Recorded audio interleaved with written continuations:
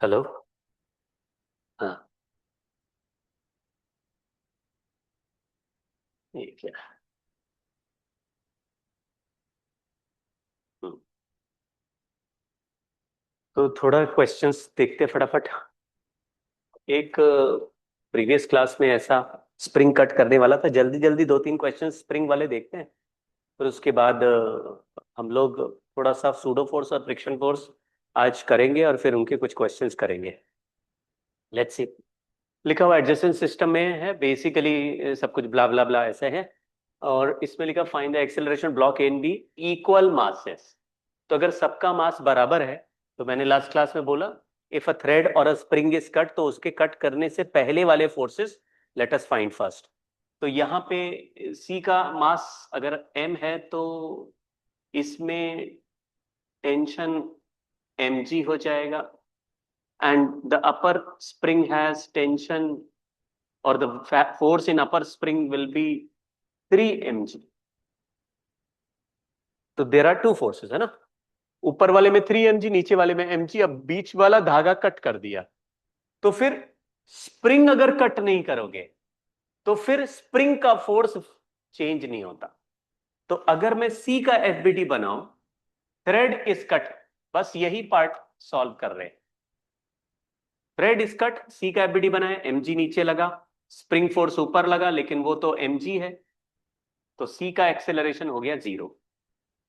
B का FBD बनाया, B का एमजी नीचे, एक स्प्रिंग है, उस स्प्रिंग का भी फोर्स, ये वाला जो फोर्स निकाला ना हमने एफ, ये फोर्स एमजी है। So B block has 2 mg force नीचे, तो acceleration of B will be 2g downwards. Block A को देखो, उस पे जो स्प्रिंग ऊपर लग रही है उस पे 3 mg है, एंड ब्लॉक ए का वेट mg है। There is no other force, tension अभी अभी धागा कट कर दिया, 0 हो गया। तो ये ब्लॉक ए ऊपर जाएगा 3 mg minus mg upon m, 2g से ऊपर। तो हम लोग तुरंत एक्सेलरेशन निकाल सकते हैं। लेकिन क्वेश्चन में ये लिखा है, मान लो फर्स्ट पार्ट लिखा हुआ है spring between ceiling and A is cut. Ceiling और ए के बीच का स्प्रिंग कट कर ले, तो if a spring is cut, तो फिर स्प्रिंग वाला फोर्स इमीडिएटली 0 कर दो। तो if upper spring is cut, that force will immediately will become 0। क्यों? क्योंकि जैसे स्प्रिंग कट करोगे उसके एंड्स फ्री हो जाएंगे, they will not be connected to a mass. जब तक स्प्रिंग का एंड मास से कनेक्टेड नहीं है, it can shift immediately, keep making this force 0। तो अगर ये कट किया, तो this spring will have 0 force suddenly, तो इसका 3 mg will not be working now. तो इसका फोर्स इमीडिएटली 0 हो गया। अब ए और बी थ्रेड से कनेक्टेड है, और थ्रेड वाले कभी भी अलग एक्सेलरेशन से नहीं चल सकते, तो ए और बी को मिला के देखना है। तो ए और बी का मैंने मिला के एफबीडी बनाया, तो ए प्लस बी, क्योंकि ए और बी का एक्सेलरेशन सेम ही रह सकता, तो ए प्लस बी का एफबीडी बनाएंगे। 2 mg नीचे, ए प्लस बी में स्प्रिंग फोर्स भी mg नीचे, and this a plus B has no other force, तो acceleration of a plus B will be net force 3 mg divided by mass 2m, acceleration आया 3g/2 downward. यानी acceleration of A as well as acceleration of B, धागा connect हो गए, दोनों एक साथ चलेंगे। ठीक। अब नीचे वाले का एफबीडी देखो, सी का, सी में mg नीचे, और जो फोर्स F है वो भी mg, ये स्प्रिंग फोर्स वो भी mg है, तो सी का एक्सेलरेशन इज 0। तो a प्लस बी नीचे गिरेंगे immediately, but C has 0 acceleration at this moment. अगर नीचे वाला स्प्रिंग कट करेंगे, तो नीचे वाले स्प्रिंग का फोर्स सडनली 0 हो जाएगा, तो नीचे वाला ब्लॉक सी के पास केवल mg फोर्स लगेगा। ये लिखा लोअर स्प्रिंग इज कट, तो सी में ये वाला जो फोर्स है स्प्रिंग फोर्स 0 हो गया, तो सी का एक्सेलरेशन हो गया g डाउनवर्ड। अब क्योंकि नीचे वाला स्प्रिंग कट किया, तो ऊपर वाले ए और बी एक साथ चलेंगे, क्योंकि धागा कनेक्टेड है। तो ए और बी पे ऊपर फोर्स लग रहा है 3 mg, और नीचे लग रहा है 2 mg। नीचे वाला स्प्रिंग फोर्स कर दिया 0, so this 3 mg minus 2 mg, ये दोनों ऊपर चलेंगे। Acceleration of A is equal to acceleration of B, 3g minus 2g हो गया mg upon 2m, mg upon 2m यानी कि g/2। तो एक बार दिमाग लगाओ, when ever thread is not cut, तो थ्रेड से कनेक्टेड ब्लॉक्स को मैं एक साथ रखता हूं, उनको एक साथ ऊपर या एक साथ नीचे चलाता हूं। क्यों? क्योंकि अगर ए ऊपर चलेगा और बी धागे से कनेक्टेड है तो बी को भी अपने साथ ऊपर खींचेगा। So I keep both blocks together. ऐसे में बीच वाले थ्रेड का टेंशन भी सडनली चेंज होता है। तो धागा can change it's tension suddenly, but spring can not change its force suddenly. अगर स्प्रिंग कट नहीं किया तो स्प्रिंग फोर्स वही लिखना है जो पहले था बिफोर कटिंग द थ्रेड। चलिए ये देखो, लिखा है in the figure shown pulley is ideal, m1 is greater than 2m2 initially, the system is in equilibrium, string connecting m2 to rigid support below is cut। ये m2 के नीचे वाला thread is cut. तो final sorry what is the initial acceleration of m2। तो पहले हम ये देख लेते हैं कि इस m1 पे नीचे फोर्स लग रहा है m1g, तो यहां पे स्प्रिंग फोर्स लग रहा है F, तो वही टेंशन के बराबर है, यहां भी टेंशन T है, यहां भी टेंशन T है। तो हमने लिखा कि ये T और T मिला के 2T यानी 2F का वैल्यू है m1g। तो spring force which is equal to tension in the thread will be m1g/2 before cutting। एक बार समझने की कोशिश करो, जिस धागे को नहीं कट किया तो ये कुछ चल नहीं रहा, अगर चल नहीं रहा तो m1g को बैलेंस कौन कर रहा है? ये वाला टेंशन 2T, लेकिन ये 2T यहां T और T मिल रहा है, बट ये जो स्प्रिंग फोर्स है अगर वो F है तो tension and spring force are same. तो टेंशन का वैल्यू निकाला m1g/2 which is same as spring force. अब क्योंकि मैंने ये धागा कट किया है तो ये धागा which is connected with spring will not change its force. तो हमारा एक्सेलरेशन ऑफ m2 के लिए हमने m2 का एबीडी बनाया, m2g नीचे, टेंशन का वैल्यू लिखा m1g/2 ऊपर, क्योंकि m1 2m2 से बड़ा है तो m1/2 m2 से बड़ा होगा। So this acceleration a2 is upward. तो इक्वेशन बना m1g/2। देखो बच्चों ये टेंशन ही है जो इस थ्रेड में टेंशन था, but this thread is connected with the spring, since the spring is not cut. ये धागा कट करने से स्प्रिंग फोर्स इमीडिएटली चेंज नहीं होता। यही लॉजिक चलाना है कि अगर कोई साइड वाला धागा कट कर दिया तो स्प्रिंग का जो force before cutting the thread है वो चुपचाप उठा के रख लो। तो m1g/2 minus m2g upon m2 करोगे तो acceleration, net force upon mass कर दिया भाई, ये तो इजी है, ठीक है ना। हम्म, ये कंस्ट्रेंट रिलेशन का क्वेश्चन है, इसको भी फटाफट देखते हैं। ये इरोडोव का क्वेश्चन है, बहुत फेमस है। लिखा body mass of body 1 is 4 times as great as block of body of mass body 2। तो इसका मास m लिख दिया, इसका मास 4m लिख दिया। 4mg नीचे लगेगा, 2t ऊपर लगेगा, यहाँ पे t ऊपर लगेगा, mg नीचे लगेगा। तो मैंने बोला पहले तो देखो दोनों में टेंशन अलग है, अगर t और 2t लिखा है तो 2t वाला अगर a एक्सिलरेशन से नीचे जाएगा तो t वाला 2a से ऊपर जाएगा। इसको कहते हैं कंस्ट्रेंट रिलेशन। तो ऐसे बनाते हैं कि यहां पे टेंशन लिखा 2t, मान लो इसका एक्सेलरेशन लिख दिया a, और दूसरी जगह पे टेंशन है t और उसका एक्सेलरेशन लिख दिया मान लो a1। तो 2t and a opposite direction में है तो -2ta, और ये नहीं इसको ऊपर बना, ये ऊपर की तरफ a1 से चल रहा है, तो -2ta plus ta1 is equal to 0, t1 dot a1 plus t2 dot a2 0। ये इसको बोलते हैं virtual work done method. Constraint relation वाला हमने कहानी पढ़ा था। t और t हटाया तो 2a का वैल्यू a1 के इक्वल आ गया, यानी जहां a1 लिखा है वहां पे 2a। तो अभी मैं इसको थोड़ा फास्ट लिखता हूं। If there are only 2 blocks तो ज्यादा टेंशन वाला कम एक्सेलरेशन से चलेगा, कम टेंशन वाला उसी फैक्टर के मल्टीप्लीकेशन ऑफ एक्सेलरेशन से चलेगा। सो 2t वाला a से चलेगा, t वाला 2a से, डायरेक्टली लिख सकते थे। अब एफबीडी बनाएंगे तो यहां 4mg नीचे लगा, 2t टेंशन ऊपर लगा, ये a से नीचे गया, इक्वेशन बना 4mg minus 2t is 4ma। Second object के लिए टी ऊपर, mg नीचे, 2a से ऊपर गया, t minus m g is m into 2a। इन दोनों इक्वेशंस में अगर 2t में एलिमिनेट कर दूं, इससे 2 से मल्टीप्लाई कर दूं,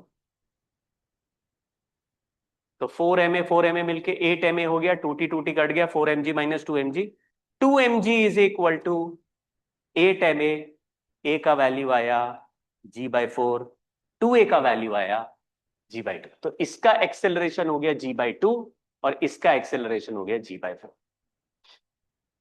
जितनी देर में ये नीचे गिर रहा होगा उस टाइम में ये ऊपर उड़ रहा होगा। If this heavier block is falling by displacement h, the lighter block has lower tension, will move up by tension 2h, sorry displacement 2h, क्योंकि यहां एक्सेलरेशन a है, यहां पे 2a है, ये अगर x गिरेगा वो 2x चढ़ेगा। तो ब्लॉक मास m वाला 2h डिस्प्लेसमेंट तो पहले ऊपर गया। क्वेश्चन पूछा है arrangement, what is the maximum height block body 2 will go up to. तो पहले तो बॉडी 2h हाइट चलेगा जब तक 4m वाला h हाइट नीचे गिरेगा, block 2 will move up by 2h height. एक h गिरा तो दूसरा 2h चढ़ा, ये तो हुआ। लेकिन 2h चढ़ते चढ़ते इसको एक वेलोसिटी मिल जाएगा और उस वेलोसिटी से it will continue to move up. लेकिन ये जो हैवियर ब्लॉक है it will cease to come down, ये फ्लोर पे टकराते ही रुक जाएगा। तो ये नीचे नहीं जा रहा, जबकि ये it has gained some velocity. तो आफ्टर दिस 2h जो भी वेलोसिटी इसको मिला है उससे ये अंडर ग्रेविटी चलेगा। अब कोई भी पार्टिकल को v वेलोसिटी से ऊपर फेंक दो, v से ऊपर फेंक दो और वो ग्रेविटी से चले, तो ये थर्ड इक्वेशन से v²/2g और ऊपर जाएगा। मतलब फर्स्ट डिस्प्लेसमेंट का फाइनल वेलोसिटी निकाला तो वो सेकंड डिस्प्लेसमेंट का इनिशियल वेलोसिटी हो जाएगा। So the total height will be 2h plus v²/2g। अब अगर v का वैल्यू रख दिया तो आंसर आ जाएगा। तो यहां पे डिस्प्लेसमेंट 2h है और एक्सेलरेशन ऊपर जाने का g/2 है, क्योंकि ये g/4 से चल रहा है, ये उसके डबल से चल रहा है, तो g/2 इज द एक्सेलरेशन।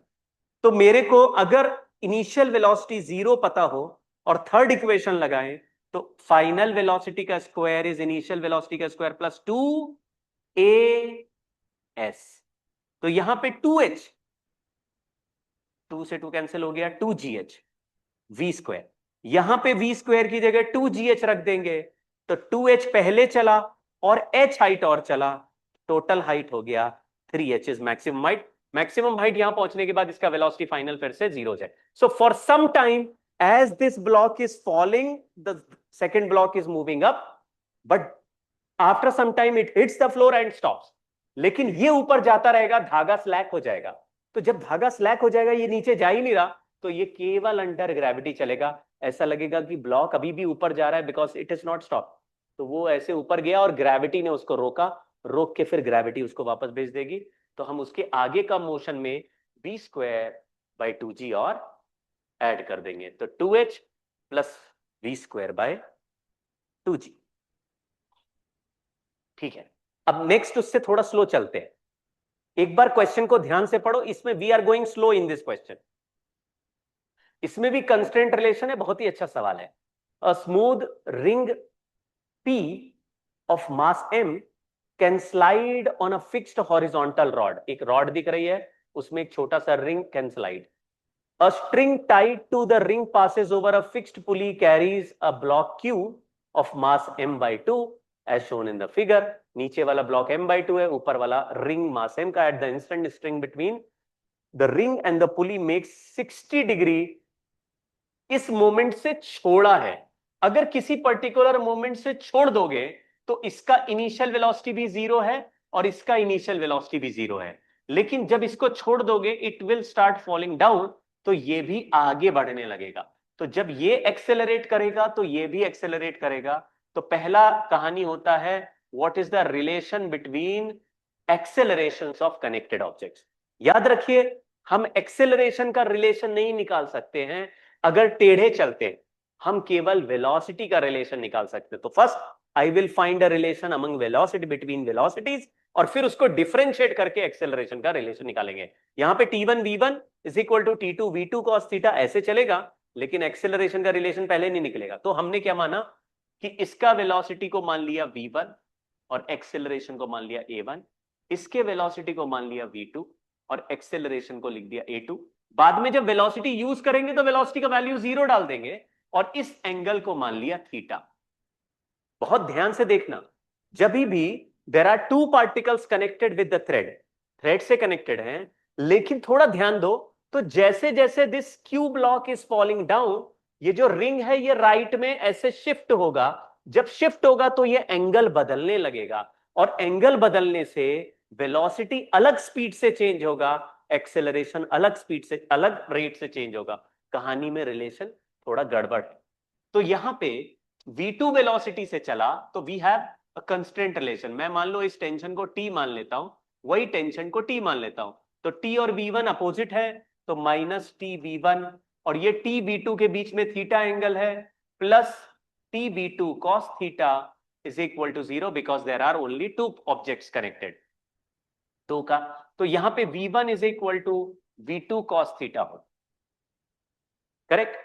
अब आप जब इसको डिफरेंशिएट करोगे तो ये cos थीटा भी वेरिएबल है, v2 भी वेरिएबल है, v1 भी वेरिएबल है, तो v1 का डेरिवेटिव तो हो जाएगा d v1 by D T which is a1 is equal. अब ये दो प्रोडक्ट रूल है, इसमें दोनों टर्म आएंगे। ये देखो, इसको v2 को मैंने लिखा d v2 by D t into cos theta plus v2 into minus sine theta d theta by D T.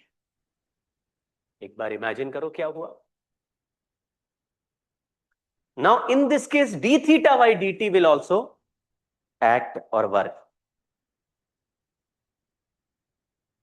ठीक है ना।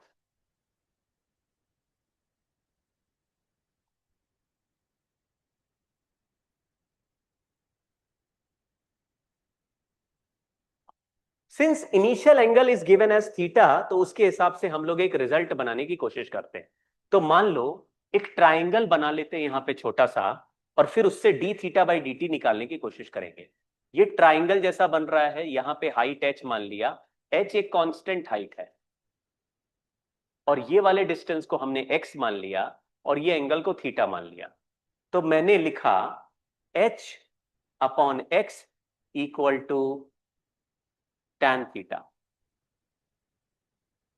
अब x का वैल्यू हो गया h cot थीटा। फिर मैं इसको डिफरेंशिएट कर दूं तो dx by D t is equal to minus h cosec square theta d theta by D t. Now from this relation we can easily find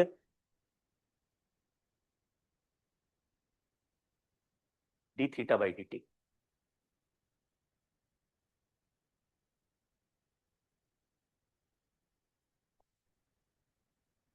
देखो जरा, अच्छा हाँ नहीं, सॉरी सॉरी, तो ये क्वेश्चन एक्चुअली इजी हो गया ना, हमने इनिशियल वेलोसिटी के बारे में बात हो रही, तो चलो जनरल बात कर लेते हैं। यहां पे dx बाई डी टी की जगह ये जो डिस्टेंस है dx बाई डी टी, तो ये वाला एंड चल रहा है v2 वेलोसिटी से, तो dx बाई डी टी की जगह माइनस v2 लिख सकता हूं, क्योंकि x इज डिक्रीजिंग, तो dx by D T negative है, तो dx बाई डी टी की जगह minus v2 is minus h cosec square 60 into D theta by D T. यहां से D theta by D T का वैल्यू निकाल के यहां रख सकते हैं, but specially in this question, क्योंकि दोनों के दोनों इनिशियली रेस्ट पे हैं, लिखा है कहीं सवाल में at the instant string initial acceleration पूछा है, तो वेलोसिटी 0 है, तो इसमें क्योंकि वेलोसिटी का वैल्यू यहां 0 लिखने वाले हैं, इसलिए D theta by D T वाले टर्म का कोई फर्क पड़ेगा नहीं।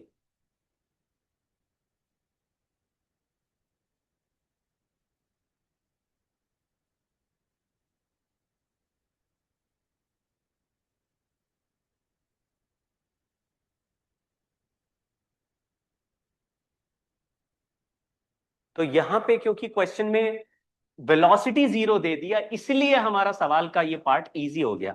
अदरवाइज यहां से D theta by D T निकाल के एच के टर्म्स में लिखना पड़ता, तो इसीलिए एच भी दिया नहीं है, तो V2 की जगह अगर मैं 0 लिख दूं तो चाहे जो भी यहां पे टर्म लिखूंगा उसका आंसर 0 आ जाएगा।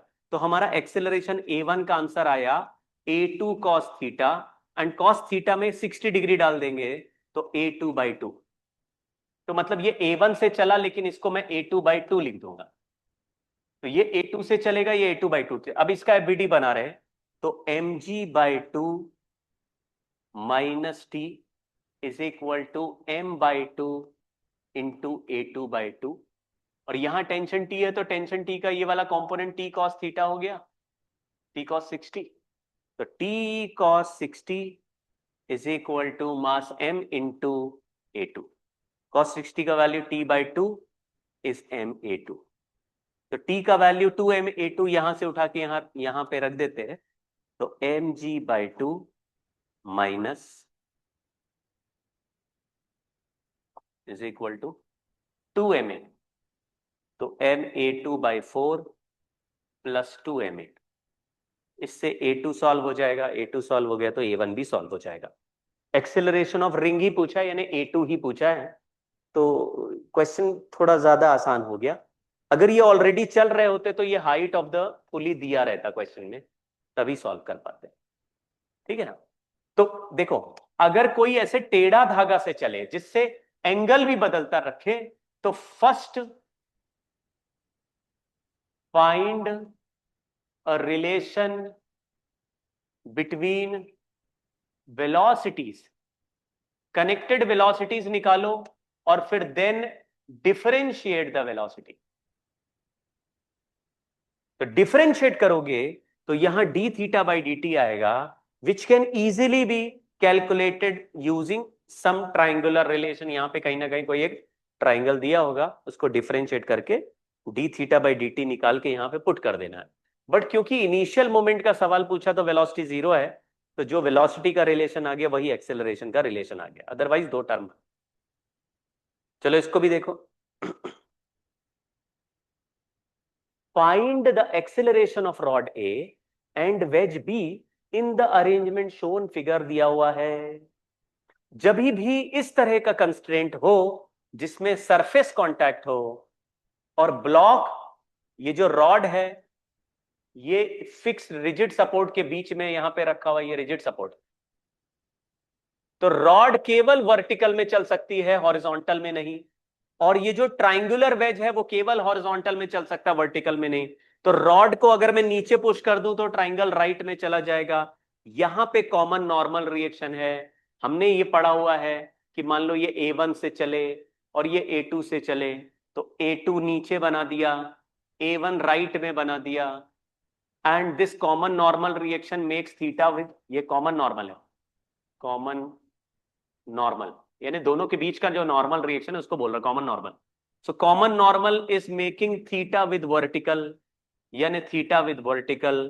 तो A2 का component along common normal is A1 का कंपोनेंट अलोंग कॉमन नॉर्मल। तो हमने ये रिलेशन भी लिखा है कि components of velocity along common normal is same. तो जरा इस क्वेश्चन को देखो, तो एक रिलेशन आया A2 is equal to A1 tan theta, और अदर रिलेशंस हैं। फ्रिक्शन क्योंकि लेना नहीं है तो ये सवाल बहुत इजी हो गया। अब ये जो नॉर्मल रिएक्शन है उसको n, यहाँ पे नॉर्मल रिएक्शन को n, इसको मास को लिखा हुआ है wedge, mass of wedge to that of rod is m n। तो ये m है, ये ईटा m है। तो देखो हवा में ही एफबीडी बन सकता है। यहां पे क्योंकि वर्टिकल से थीटा बन रहा है, तो नॉर्मल रिएक्शन का vertical component n cos theta है। तो इस रॉड का एफबीडी बनाएंगे तो mg नीचे लगेगा, नॉर्मल रिएक्शन का cos थीटा ऊपर लगेगा।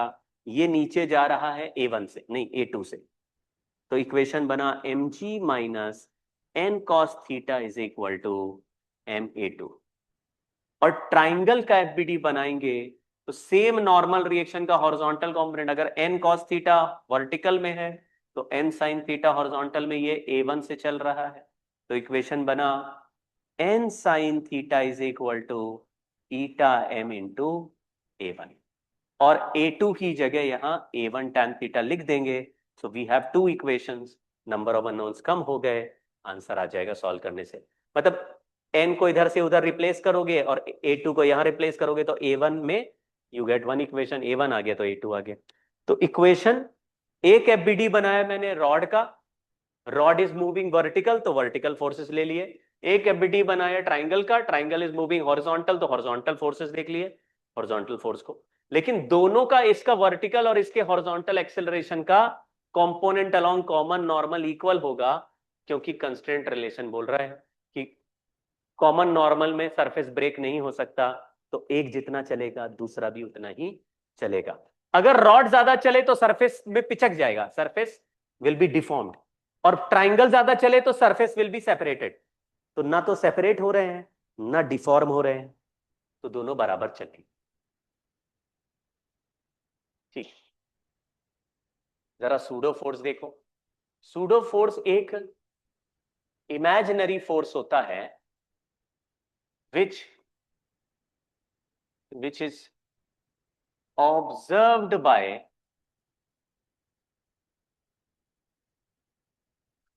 an observer from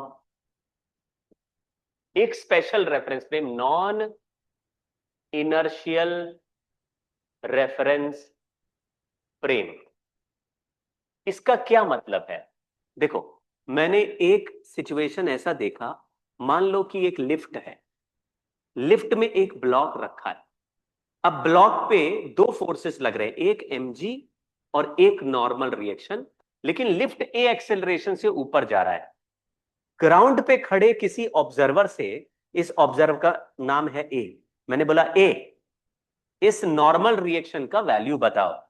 तो ए ने कहा कि कोई भी फोर्स का वैल्यू निकालने के लिए एफबीडी बनाना पड़ता है, and to draw FBD is very easy. mg नीचे लग रहा है, नॉर्मल ऊपर लग रहा है, क्योंकि लिफ्ट ए एक्सेलरेशन से ऊपर जा रही है तो ब्लॉक भी ए एक्सेलरेशन से ऊपर जा रहा है। इसका मतलब n mg से ज्यादा है। उसने कहा इक्वेशन बना सकते हैं, n minus m g is equal to M a, तो n का वैल्यू आया mg प्लस एम ए। ये ऑब्जर्वर ग्राउंड पे है, इसलिए उसको लिफ्ट ऊपर जाते दिख रही है तो ब्लॉक भी ऊपर जाते हुए दिख रहा है। बट अगर किसी ऑब्जर्वर बी को, मिस्टर बी को बोला कि तुम इसका एफबीडी बना के बताओ कि नॉर्मल रिएक्शन किधर लगेगा, तो अगर mister B non inertial reference frame का खेल नहीं जानते हैं तो बोलेंगे, बी ऑब्जर्वर बी कहेगा, देखो फ्लोर ने लगाया नॉर्मल और ग्रेविटी ने लगाया एमजी, दो ही फोर्स हैं, और ये जो लिफ्ट में बैठा ऑब्जर्वर है इसके लिए ये ब्लॉक रेस्ट पे है। क्यों? क्योंकि ऑब्जर्वर तो खुद ही लिफ्ट में है, और आप जिस फ्रेम में आ जाते हो वो फ्रेम का वेलोसिटी और एक्सेलरेशन तुम्हें जीरो दिखता है। तो अगर तुम खुद रेफरेंस फ्रेम के अंदर बैठे हो और कोई ऑब्जेक्ट चल रहा है लेकिन तुम्हें चलता नहीं दिख रहा, मतलब तुम्हें अलग एक्सेलरेशन दिख रहा है, ये रेस्ट पे दिख रहा है, तो बी ने बोला नॉर्मल रिएक्शन का वैल्यू mg है। हमने बोला गलत आंसर, क्योंकि ग्राउंड वाला पहले ही आंसर बता चुका है mg प्लस एम ए। अब लिफ्ट वाला रो रहा है, रो क्यों रहा है? क्योंकि वो कह रहा है यार मेरा आंसर गलत आ रहा है, मेरी क्या गलती, मुझे तो रेस्ट पे दिख रहा है। तो फिर कैसे सॉल्व करेंगे? तो ये जो जो ग्राउंड वाला ऑब्जर्वर है ये बाहर से चिल्ला के बी को बताएगा कि बेटा तुम जहां पे हो वो जगह ऑलरेडी एक्सेलरेटेड है। और ये कौन बताने का ही हक है? जो ग्राउंड पे हो, क्योंकि ग्राउंड को हमने क्या अज्यूम कर रखा है? Inertial reference frame. Inertial reference frame मतलब ऐसा फ्रेम जिसका एक्सेलरेशन जीरो है। तो हमने बोला दुनिया में कौन फ्रेम कितना एक्सेलरेशन पे है ये कोई नहीं जानता, तो हमने पहले अज्यूम कर लिया कि जो इंसान ग्राउंड पे है वो सच देखता है, वो जो आंसर बताएगा वो सही माना जाएगा, उसके फ्रेम को इनर्शियल माना जाएगा। तो उसने जिसको एक्सेलरेटेड देखा वो एक्सेलरेटेड है, और उसने जिसको कांस्टेंट वेलोसिटी बोला वो कांस्टेंट वेलोसिटी है, because this person is assumed to be at zero acceleration. तो जो इनर्शियल रेफरेंस फ्रेम ग्राउंड है ये माना गया, हमने अज्यूम कर लिया। वैसे तो सर्कुलर मोशन ऐसे करके घूम रहा है रोटेशन, अर्थ का हर पॉइंट घूमता है, हर पॉइंट घूमता है, तो every point has centripetal acceleration. तो तुम अर्थ के किसी भी कंट्री में रहते होगे, किसी भी जगह पे रहते होगे, तुम भी एक सर्कल में घूम रहे हो, क्योंकि तुम्हारे यहाँ भी तो दिन रात हो रहे हैं, तो घूमने से ही तो हो रहे हैं भाई। तो तुम अगर घूम रहे हो बार बार 24 घंटे में पूरा एक राउंड मार रहे हो, तो तुम्हारे पास एक एंगुलर वेलोसिटी है जिससे तुम्हारे पास सेंट्रीपिटल एक्सेलरेशन है। So for any point on earth there is an acceleration. तो अर्थ एक नॉन इनर्शियल फ्रेम है, लेकिन वो एक्सेलरेशन इतना कम है ग्रेविटी के सामने कि हमने उसको नेग्लिजिबली स्मॉल मान लिया। तो हमने बोला अर्थ पे जो रहेगा उसका एक्सेलरेशन जीरो मान लेते हैं। तो वो जीरो मान लिया है, मानने की वजह से वो जो बोलेगा वो सही, उसका बनाया बीडी सही, उसके दिए आंसर सही, तो फिर बी वाला तो रोता रहेगा। तो हमने बी को सिखाया कि अगर कोई नॉन इनर्शियल फ्रेम में हो, यानी ऐसी लिफ्ट से देख रहे हो जो ग्राउंड वाले को ए एक्सेलरेशन से ऊपर जाते दिख रही है, मतलब लिफ्ट का एक्सेलरेशन सचमुच ए है। एक बार ध्यान देना कि लिफ्ट का एक्सेलरेशन लिफ्ट से नहीं बताया जा सकता। अगर मैं बी से पूछूंगा कि तुम कितने एक्सेलरेशन से चल रहे हो, तो बोलेगा मैं जीरो से चल रहा हूं, बिकॉज बी को खुद अपना एक्सेलरेशन जीरो दिखता है।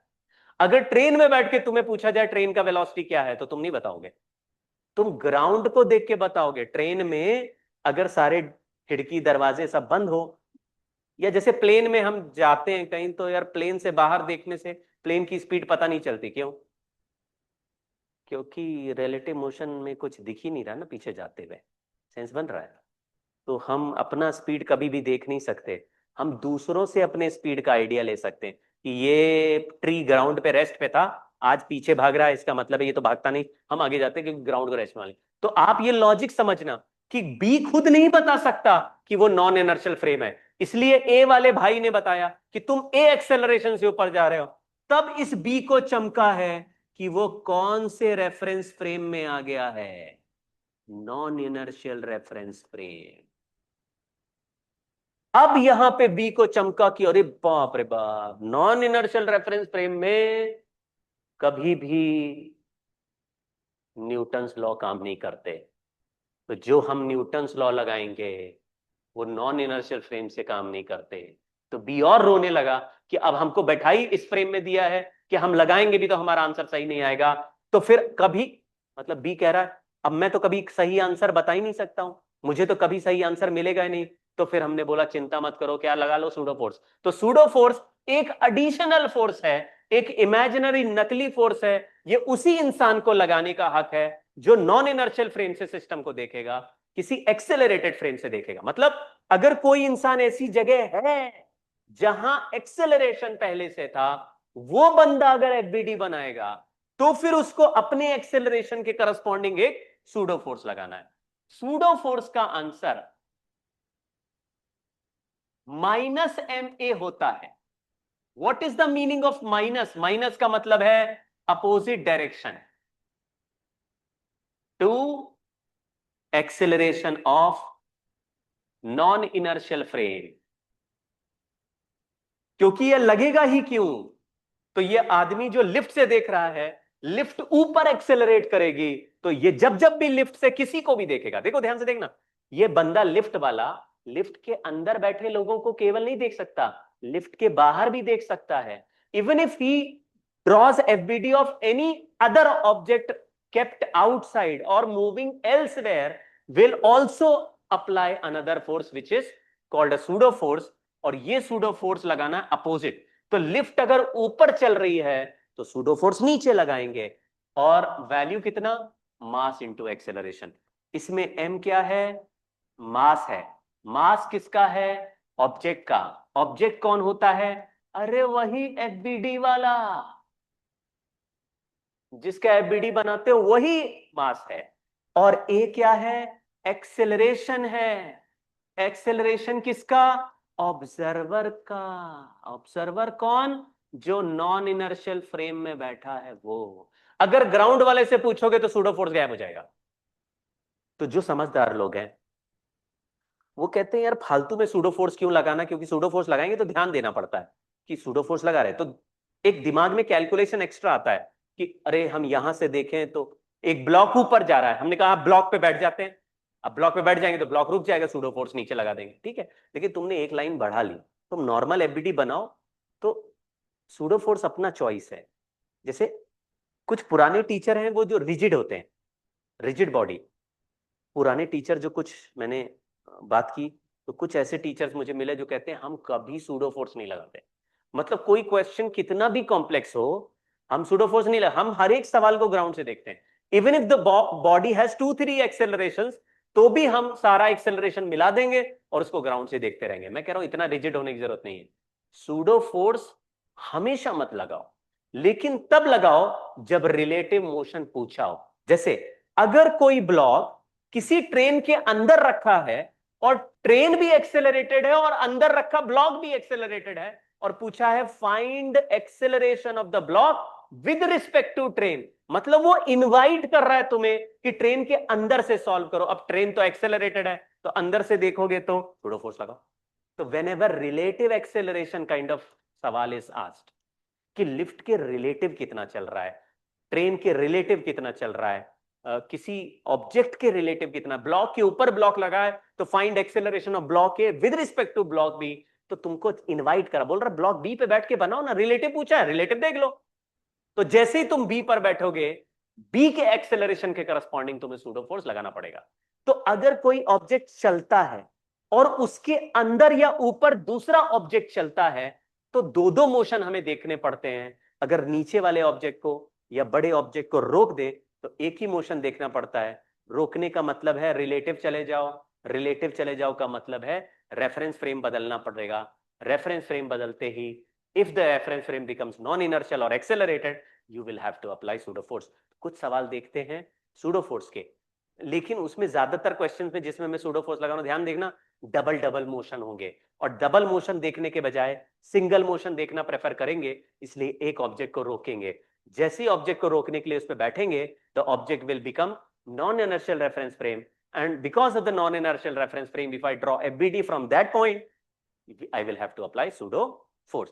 तो देखो जबरदस्ती सूडो फोर्स नहीं लगाना हर ऑब्जेक्ट पे। जैसे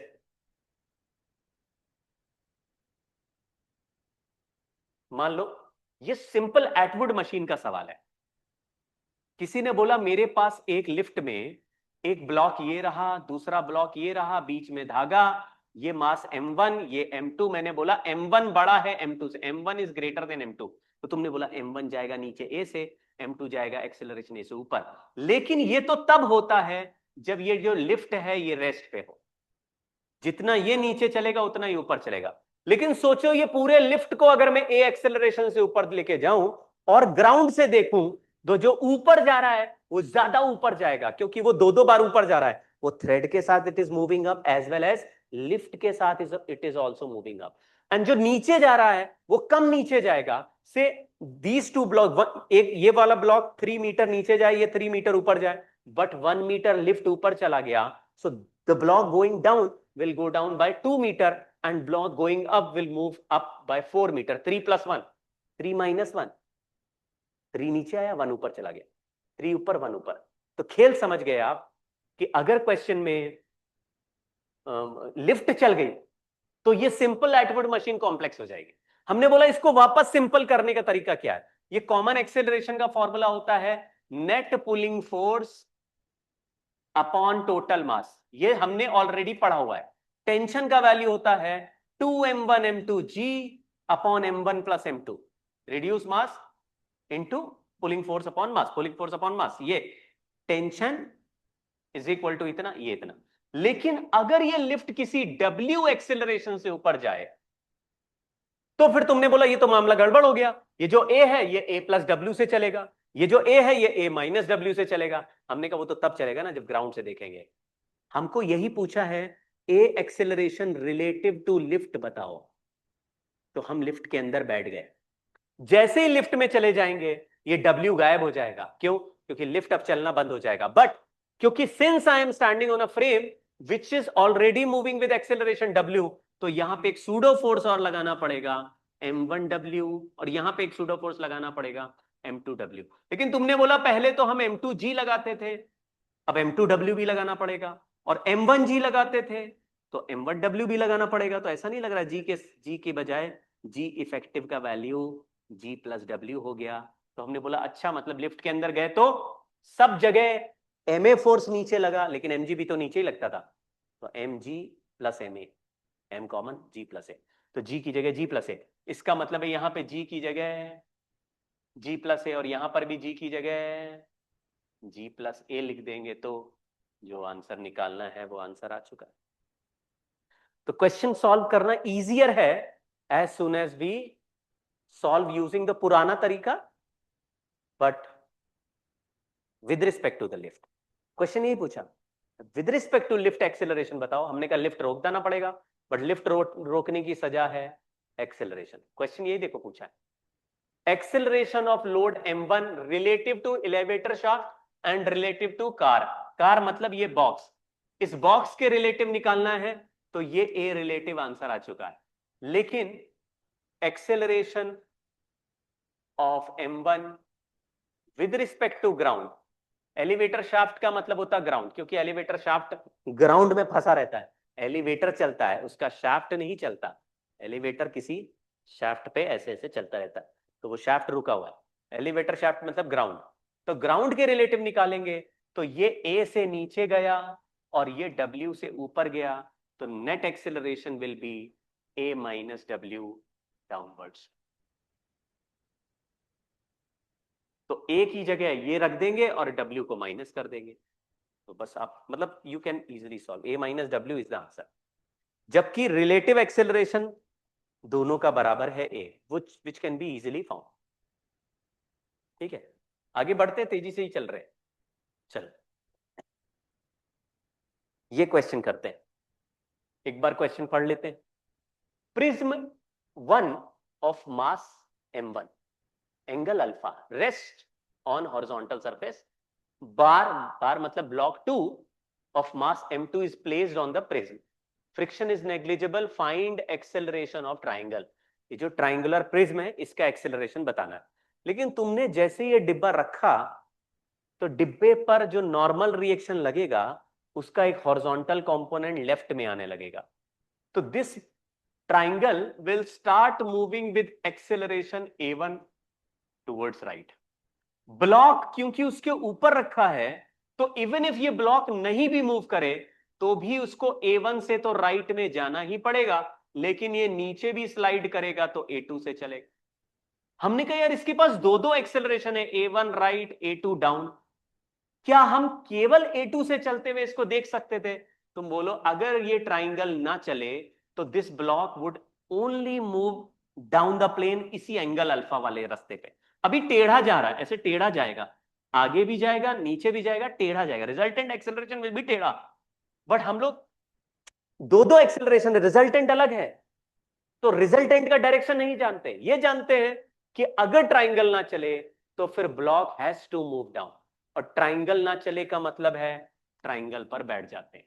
तो क्वेश्चन यही पूछा है, एक्सेलरेशन ऑफ ट्राइंगल बताओ, तो हमने बोल दिया let acceleration of prism B a1, acceleration of block with respect to prism, prism से देख रहे हैं relative acceleration is a2 down the plane. Down, इसका डायरेक्शन फिक्स हो गया, ग्राउंड वाले एक्सेलरेशन का डायरेक्शन फिक्स नहीं है, लेकिन इसका फिक्स है।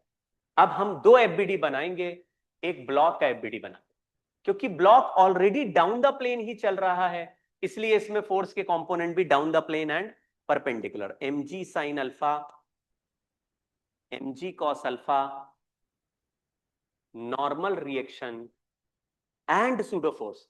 राइट में लग रहा है, राइट में चल रहा है ट्राइंगल, तो लेफ्ट में लगेगा सूडो फोर्स। ये लिख दिया ma1। ma1 का एक कंपोनेंट हो गया ma1 कॉस अल्फा, और एक ऊपर हो गया ma1 साइन अल्फा, और ये it is moving down the plane. Equation बनाए तो down the plane there are two forces, mg sine alpha plus ma1 cos alpha is equal to ma2।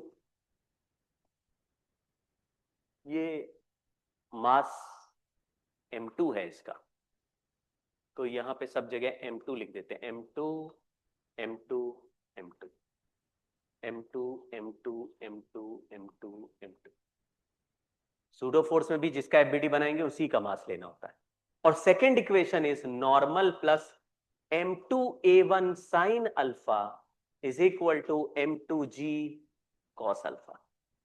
तो नॉर्मल रिएक्शन का वैल्यू इधर से calculate हो जाएगा, इस ट्राइंगल का एफबीडी बनाए, so whatever normal reaction acts on the block will, ये action reaction, same normal reaction इसमें नीचे की तरफ वर्टिकल से थीटा अल्फा एंगल बनाएगा. So this normal reaction has one component n sin alpha towards right, और ये A1 से चल रहा है विद रिस्पेक्ट टू ग्राउंड. अब इस पे सूडो फोर्स नहीं लगा रहे, तो इसको ग्राउंड से देख रहे हैं, ये केवल एक ही तरफ चल रहा है. इस ब्लॉक पे दो दो थे, ये नीचे भी चल रहा, आगे भी चल रहा, नीचे भी चल रहा, आगे भी चल रहा. यहां बैठ गए तो केवल नीचे चल रहा, आगे नहीं चल रहा. लेकिन यहां बैठने की सजा सूडो फोर्स है. अगर ये राइट में चल रहा है तो सूडो फोर्स लेफ्ट में लगाया, एक कंपोनेंट नीचे लिया, एक परपेंडिकुलर लिया. So one component is towards normal reaction, other component is pushing this block down. अब इसमें n sin अल्फा का वैल्यू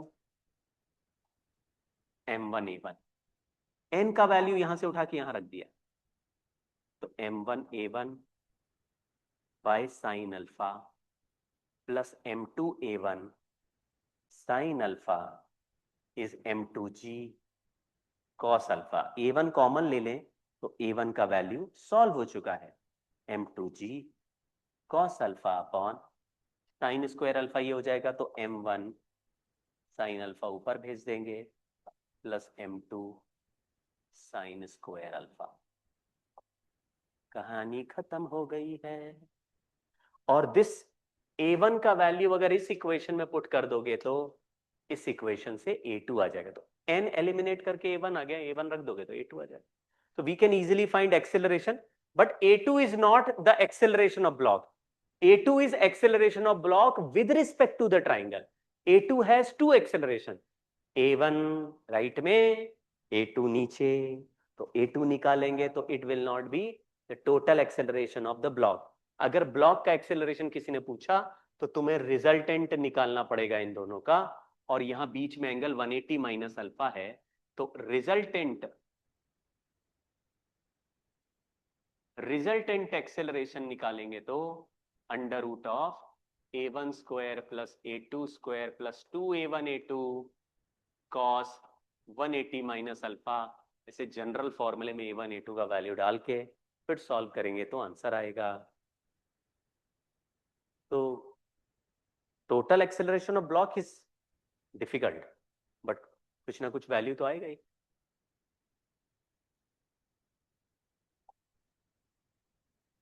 चलो इसको देखते हैं.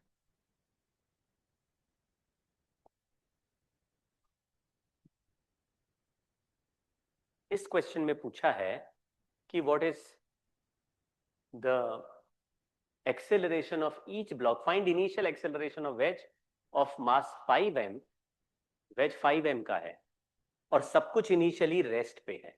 ठीक है, तो केवल इस बड़े 5m वाले ब्लॉक को देखो, तो इसमें ये धागा इधर से घूम के ऐसे घूम के यहां से इधर जा रहा है, तो इधर टेंशन T लग रहा है आगे, यहाँ पे टेंशन T राइट में है, यहाँ पे टेंशन T लेफ्ट में है, यहाँ पे टेंशन T नीचे. Because there is no friction कहीं पर भी, तो मुझे ये पता चल रहा है कि इसमें 2T लग रहा है राइट में, जबकि एक ही T लग रहा है लेफ्ट में. तो दिस 5m वाला ब्लॉक हैज नेट टेंशन का वैल्यू टुवर्ड्स राइट. तो राइट में लग रहा है, इसलिए मैंने 5m को राइट में जाता हुआ मान लिया किसी एक्सेलरेशन a से. ये अपने आप इमेजिन कर लिया कि ये a से चल रहा है. अब हम इस पर बैठ जाते हैं इसी 5m पे, क्योंकि 5m के ऊपर ये वाला m चलेगा. तो देखो जब फिसलता है कोई, एक के ऊपर एक फिसलता है, तो नीचे वाला चल रहा है, ऊपर वाला चल रहा है, तो रिलेटिव एक्सेलरेशन देखना इजी है. दो दो का रिजल्टेंट एक्सेलरेशन देखना कई बार मुश्किल हो जाता है. तो अगर सोचो कि 5m को किसी तरीके से मैं रोक दूं, कैसे रोका मैंने, 5m के ऊपर बैठ गया, अब ये 5m रेस्ट पे आ गया है. अब अगर मैं स्मॉल m को, 5m को नहीं चला रहे, अब ध्यान से देखते चलना, तो 5m अगर नहीं चलाएंगे और कैपिटल M को ऐसे चलाया लेफ्ट में, मान लो A1 से, तो ये A1 से चलेगा, ये धागा यहां पे आ जाएगा, तो ये A1 से नीचे गिरेगा. तो हमने मान लिया if acceleration of capital M with respect to 5m is a1, then acceleration of 2m downwards is also A1। अब क्योंकि हमने सारे एक्सेलरेशन 5m के रिलेटिव देख लिए, जो खुद A से आगे जाता हुआ मैंने माना है, तो फिर अब हम सूडो मतलब दोनों एफबीडी बनाएंगे 5m के रिलेटिव। तो कैपिटल M का एफबीडी बनाते हैं पहले। कैपिटल Mg नीचे, नॉर्मल रिएक्शन N1 ऊपर, टेंशन T पीछे, कोई भी फोर्स राइट में नहीं है, और सूडो फोर्स भी हमने M A पीछे लगा दिया। पीछे क्यों लगा दिया? क्योंकि 5m अगर A एक्सेलरेशन से राइट में चलेगा तो M वाले को सूडो फोर्स लेफ्ट में लगा देंगे। अब ये मैंने A1 से लेफ्ट में माना है, रिलेटिव एक्सेलरेशन है ये, तो फिर इक्वेशन बना T plus MA is MA1। ऐसे ही जब इसका एफबीडी बनाएंगे तो 2m का, तो 2m का एफबीडी बनाएंगे तो 2mg नीचे लगेगा, टेंशन T ऊपर लगेगा, एक नॉर्मल रिएक्शन N2 आगे लगेगा, एक सूडो फोर्स Ma पीछे लगेगा, 2Ma। तो नॉर्मल रिएक्शन N2 का वैल्यू 2Ma, और T का वैल्यू यहां से नीचे जा रहा है A1 से, तो लिखा 2mg minus T is 2Ma1। अब आप जरा इन दोनों इक्वेशंस को आपस में रिलेट करो, यानी ऐड कर दो, तो T plus Ma is Ma1 और 2T minus T is 2Ma1। तो दोनों इक्वेशंस को ऐड कर देते, तो T से T कैंसिल हो जाएगा, 2mg plus Ma is 3Ma1।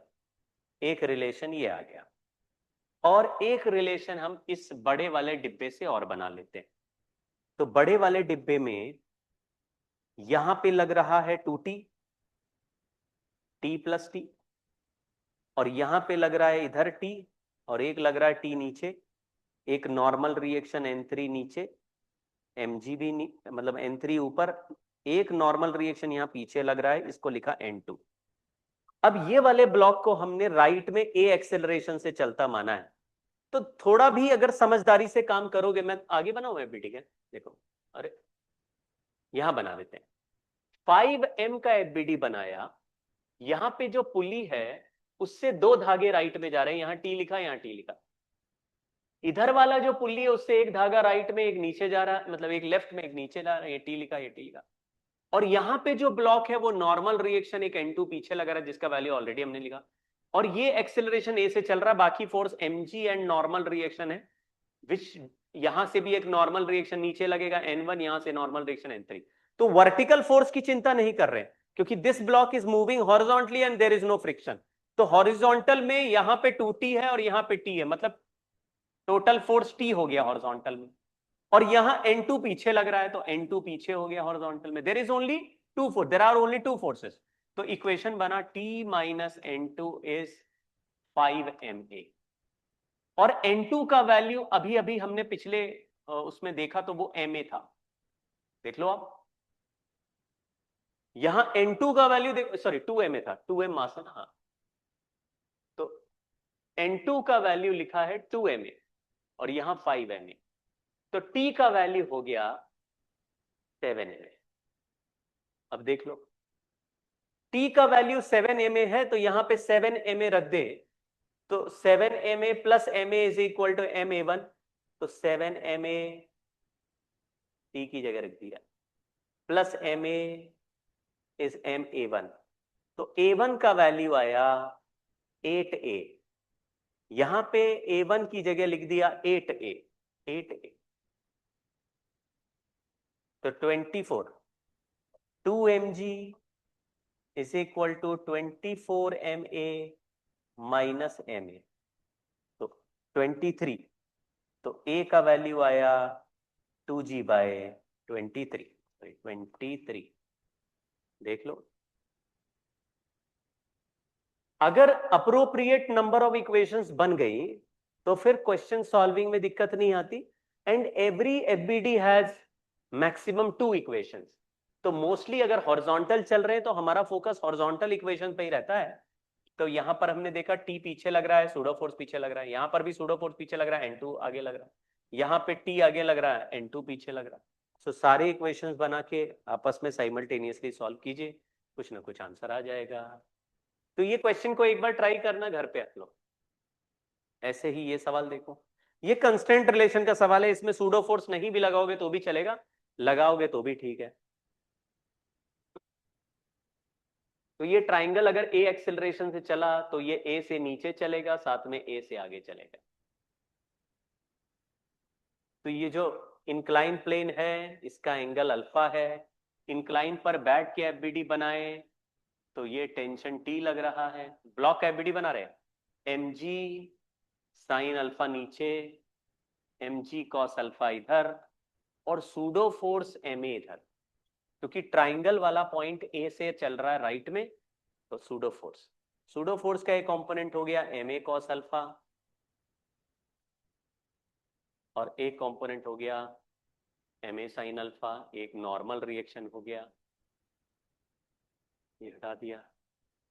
Equation बना m ji sine alpha plus m A cos alpha minus t is equal to, ये नीचे जा रहा है ए से रिलेटिव एम ए,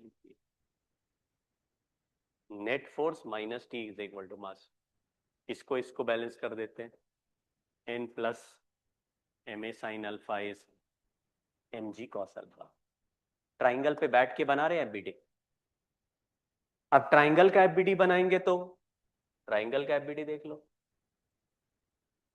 यहाँ पे एक टेंशन टी इधर लग रहा है, एक टेंशन टी इधर लग रहा है, एक नॉर्मल रिएक्शन इधर लग रहा है, तो नॉर्मल का एक कंपोनेंट एन साइन अल्फा हो गया, टेंशन का एक कंपोनेंट टी कॉस अल्फा हो गया, क्योंकि अल्फा एंगल बनेगा तो यहाँ भी अल्फा बन जाएगा हॉरिजॉन्टल से। तो हॉरिजॉन्टल में केवल देखो, वर्टिकल छोड़ो क्योंकि देयर इज नो फ्रिक्शन, तो केवल हॉरिजॉन्टल देखिए, तो टी और टी कॉस अल्फा और n sine alpha, t plus n sine alpha minus t cos alpha is equal to m.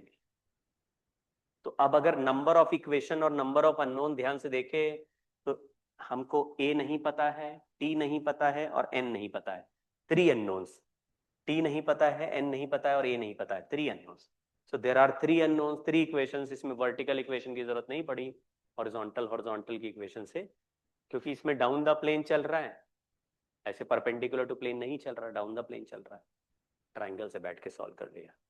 तो अगर डबल मोशन हो तो नीचे वाले पे बैठ जाओ, ऊपर वाला केवल सरफेस पे सरकता नजर आएगा, क्योंकि ट्राइंगल को चलाएंगे नहीं तो ऊपर वाला केवल ऐसे अप डाउन ही खिसक सकता है। बट इसको ए से चलाया तो ये ए से क्यों डाउन हुआ, क्योंकि ये जितने से चलाएंगे ये धागा उतना कम हो जाएगा, तो डाउन द प्लेन वाला धागा उतना ही बढ़ जाएगा। तो अगर इसको 1 सेंटीमीटर राइट में चलाऊं तो this thread will be shortened by 1 centimetre, so this side thread will increase by 1 centimeter, तो block should come down by 1 centimeter only with respect to the triangle।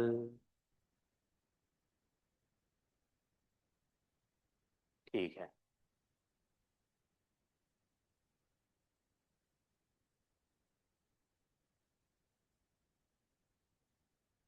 ठीक है, चलो ये क्वेश्चन को एक बार तुम लोग भी साथ साथ ही ट्राई करो, लेट्स सी हम लोग ट्राई कर पा रहे कि नहीं। क्वेश्चन पूछा है prism 1 and bar 2 mass m placed on it gets a horizontal acceleration w directed towards the left। तो हमने at what maximum value of acceleration bar will be still stationary relative to prism। हमने इसको ऐसे चलाया, खुद चलाया है acceleration ए से, मतलब इट इज गिवन एक्सेलरेशन ए और ये इसके रिलेटिव रेस्ट पे रहे, रेस्ट विद रिस्पेक्ट टू 1, ये जो 2 है ये एट रेस्ट है। तो अगर विद रिस्पेक्ट टू लिख दिया इसका मतलब है ट्राइंगल पे अगर बैठ जाएं तो ये ब्लॉक हमें रेस्ट पे दिखेगा, और रेस्ट पे दिखने की कंडीशन होती है कि सूडो फोर्स लगाना पड़ेगा, मतलब ये ठीक है ना। So triangle is moved with acceleration A. Question पूछ रहा है ए का मैक्सिमम वैल्यू बताओ, ए का मैक्सिमम वैल्यू लगाएंगे तो इसको टेंडेंसी ऊपर मिलेगी फिसलने के लिए, क्योंकि एम ए फोर्स पीछे लगेगा, जब फोर्स पीछे लगता है तो उसका एक कंपोनेंट ऊपर है, तो ऊपर वाला component will try to push this block ऊपर, और ऊपर पुश करेगा तो फ्रिक्शन नीचे लगेगा। क्योंकि फ्रिक्शन अभी हमने पढ़ा नहीं, तो फ्रिक्शन पहले पढ़ लेते हैं, या हाँ पहले पढ़ ही लेते हैं। चलो उस क्वेश्चन को करने से पहले फ्रिक्शन कर लेते हैं, फिर उसके बाद लगातार फ्रिक्शन के क्वेश्चन करेंगे। तो हमारे पास दो तरह के फ्रिक्शन है, ये शायद लास्ट क्लास में बात हो रही थी। एक है, नहीं स्टैटिक लिखते थे, स्टैटिक फ्रिक्शन। स्टैटिक फ्रिक्शन का वैल्यू 0 से मैक्सिमम वैल्यू तक बदल सकता है। ये मैक्सिमम कब लगता है, इसको लिमिटिंग फ्रिक्शन फोर्स कहते हैं। और ये कब लगता है, जब वर्ज ऑफ स्लिपिंग हो, कोई भी ऑब्जेक्ट अबाउट टू स्लिप हो या जस्ट प्रिवेंटेड फ्रॉम स्लिपिंग हो। क्वेश्चन में कैसे पता चलेगा कि लिमिटिंग फ्रिक्शन फोर्स लगाना है, कोई मैक्सिमम या मिनिमम वैल्यू पूछा होगा, मैक्सिमम वैल्यू बताओ, मिनिमम वैल्यू बताओ। इस तरह के सवालों में हम लोग लास्ट टाइम फ्रिक्शन कर रहे थे क्या, नहीं कर रहे थे ना? कोई बोलो भाई। नहीं सर, नहीं कर रहे थे। अच्छा नहीं कर रहे थे, ओह हेलो हेलो, हाँ ठीक, ठीक है। फ्रिक्शन नहीं कर रहे थे तो कहीं और कर रहा था मैं शायद friction.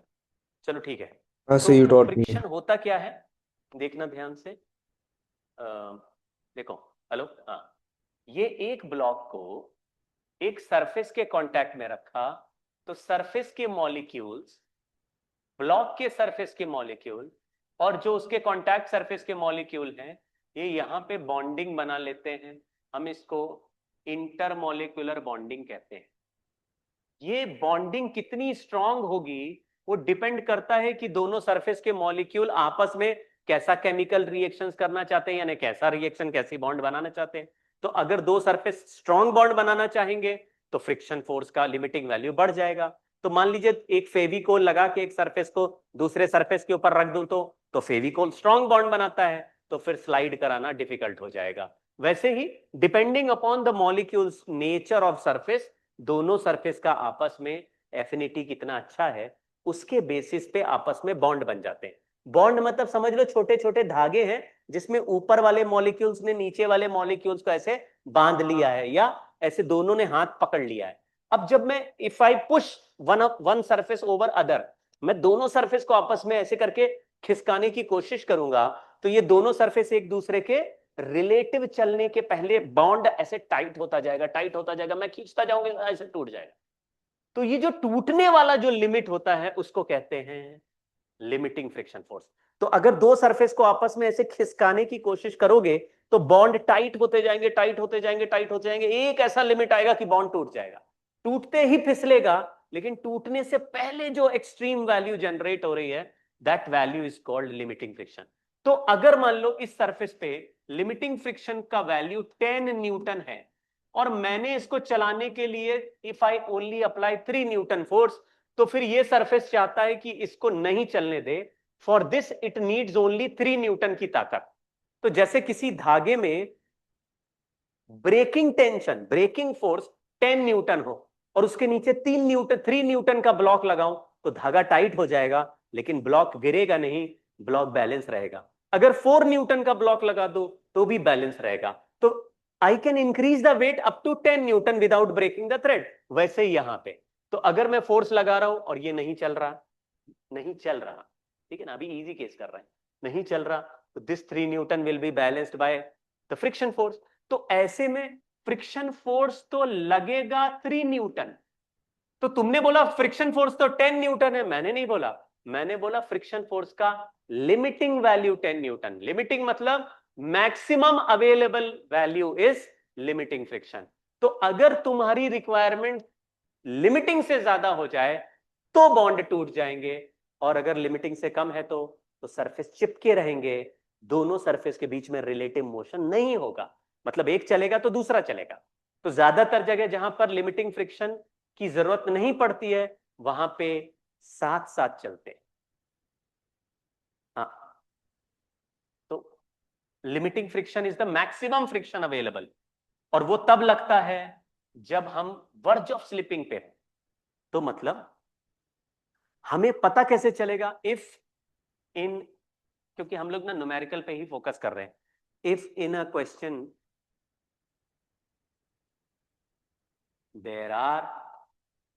there is maximum tendency of relative motion, मतलब ऐसा लग रहा है कि रिलेटिव मोशन स्टार्ट होने वाला है, टेंडेंसी मैक्सिमम है, और इट इज जस्ट प्रिवेंटेड. तो क्वेश्चन की लैंग्वेज पढ़ के फ्रॉम स्लिपिंग, तो नाम ही रखा है लिमिटिंग.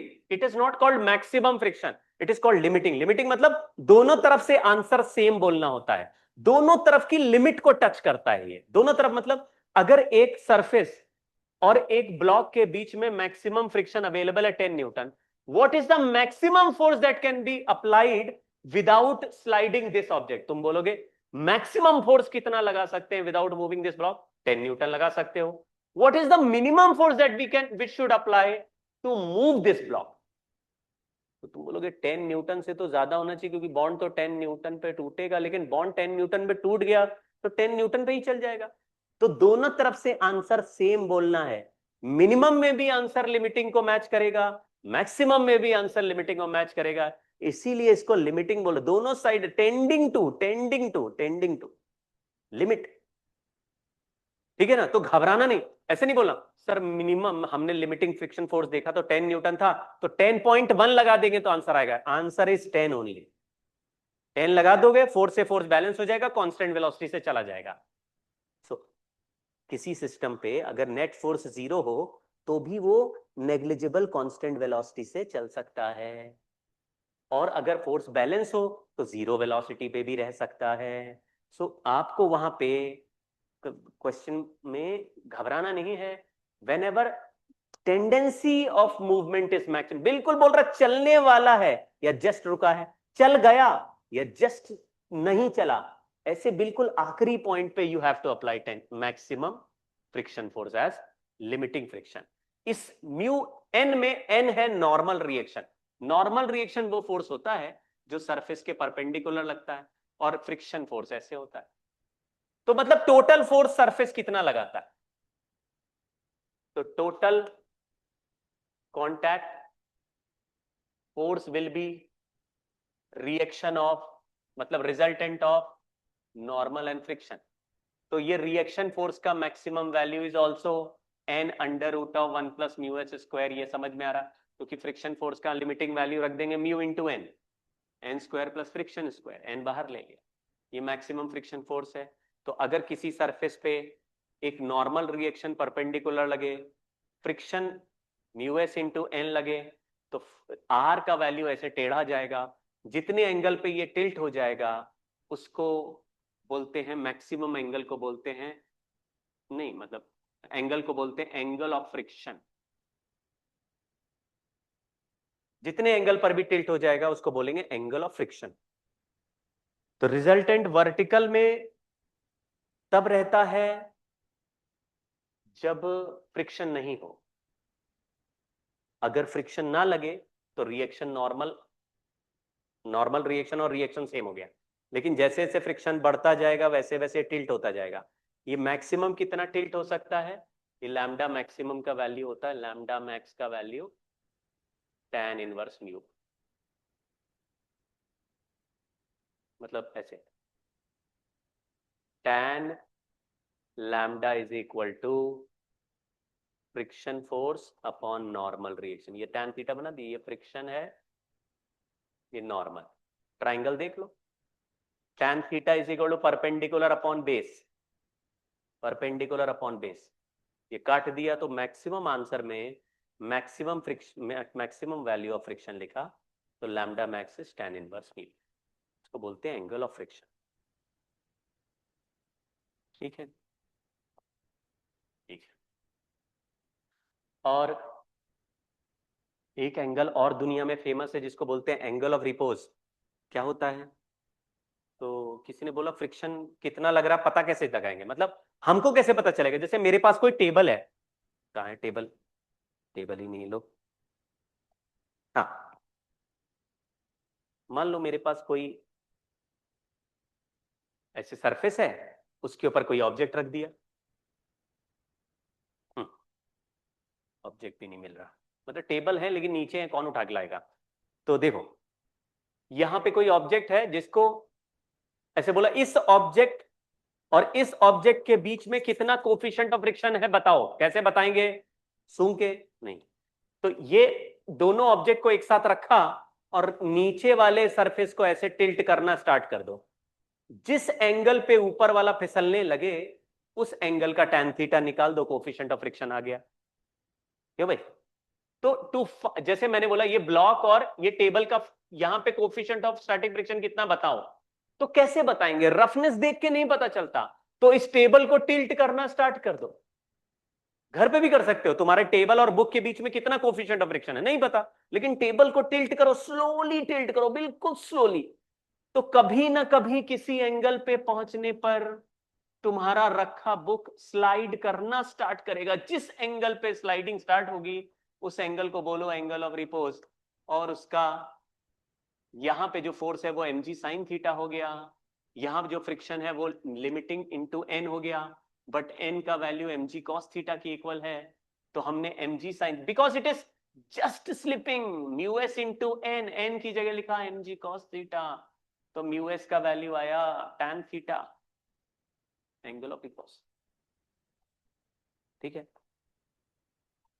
चलिए एक सवाल बताओ जरा, ये एक टेबल पे ब्लॉक रखा है, इसका कोफिशिएंट ऑफ फ्रिक्शन म्यू है, मास m है, क्वेश्चन पूछा है find minimum force to move the block. कितना मिनिमम फोर्स लगा दें जिससे ब्लॉक मूव कर जाए, minimum force to move the block. ठीक है,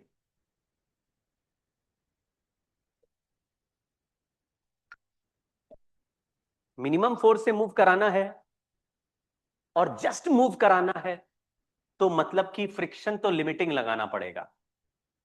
तो हमने बोला एक तो नॉर्मल रिएक्शन लगेगा, एक mg लगेगा नीचे, और एक फ्रिक्शन लगेगा म्यू इंटू एन, लेकिन फोर्स किधर लगेगा ये तो दिया नहीं है, तो हमने फोर्स को ऐसे मान लिया कि मान लो ये फोर्स किसी थीटा एंगल पे लगाया।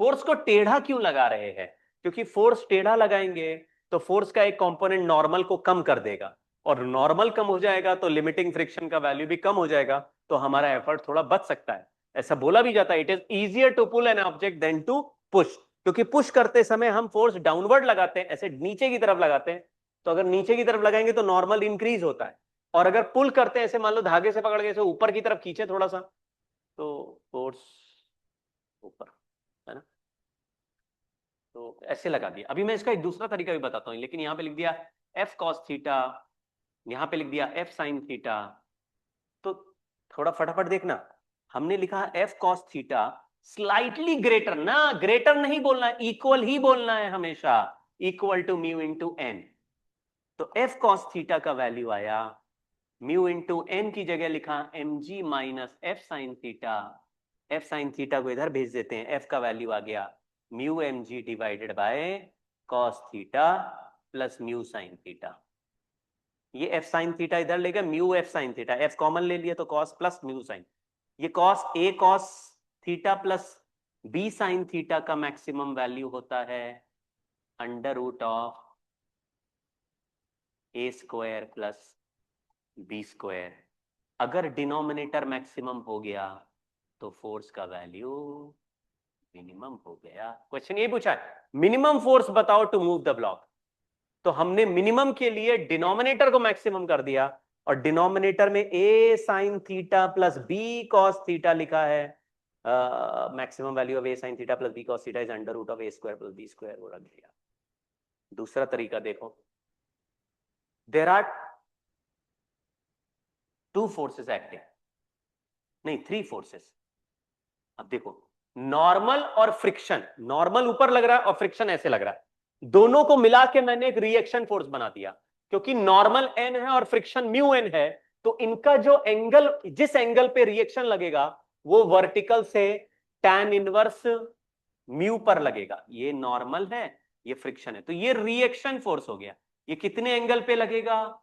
tan इनवर्स म्यू एंगल पर ही लगेगा, क्योंकि मैक्सिमम फ्रिक्शन लगा रहे हैं। ये R हो गया, और एक फोर्स लग रहा है mg।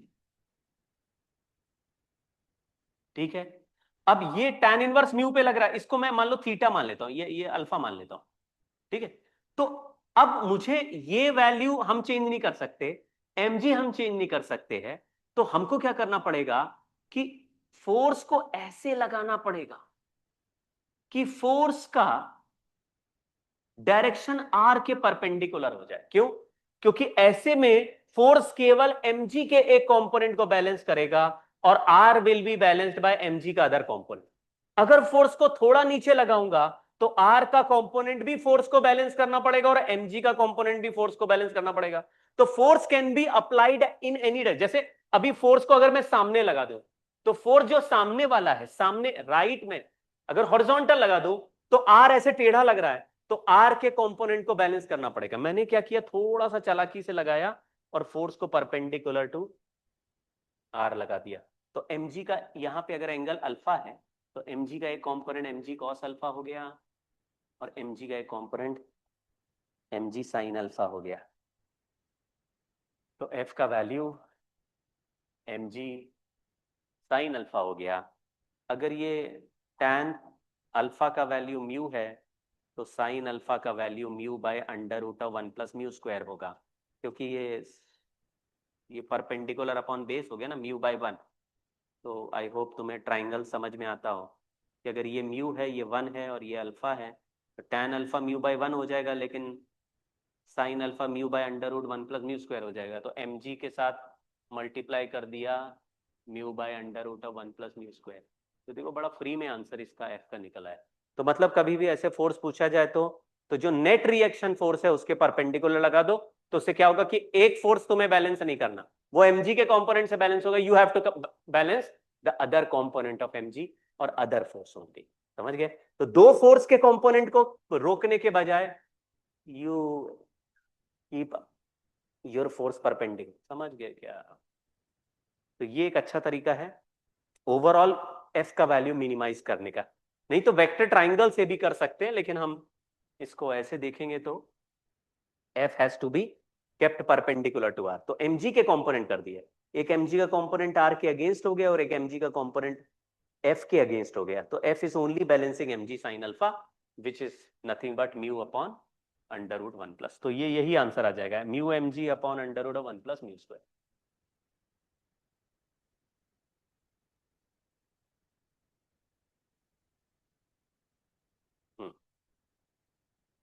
दूसरा फ्रिक्शन है काइनेटिक फ्रिक्शन फोर्स, और काइनेटिक फ्रिक्शन फोर्स का एक ही वैल्यू है F K is equal to mu into N. यहाँ पे काइनेटिक कोफिशिएंट लिख देते हैं म्यू के इंटू एन। ये कब काम करता है? Acts only when there is a relative motion